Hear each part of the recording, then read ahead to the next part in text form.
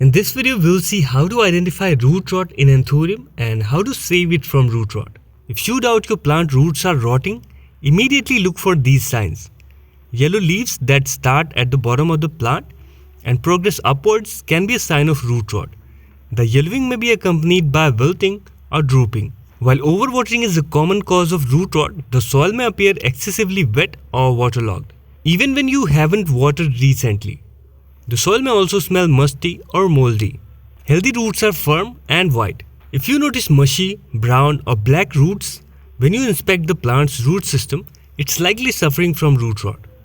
If the plant is not growing as usual or if new leaves are smaller than usual, it could be a sign of root damage. Leaves may develop yellow leaves, brown or black spots or edges. This discoloration can spread throughout the leaf as the root rot progresses.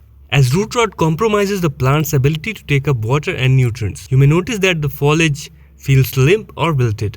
If you notice some of these signs in your Anthurium, you should check the roots and trim the affected roots.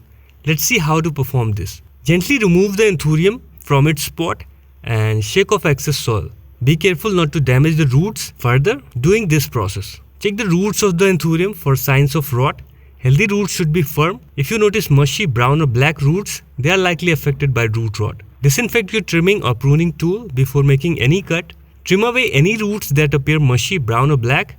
Cut back to healthy tissue, ensuring there are no signs of root rot remaining. Now spray the roots with 3% hydrogen peroxide to stop the expansion of the rotting in the roots.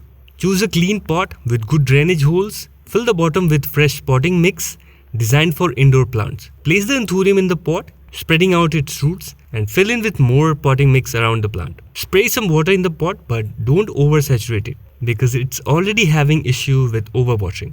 Place the plant in a bright spot and water less often.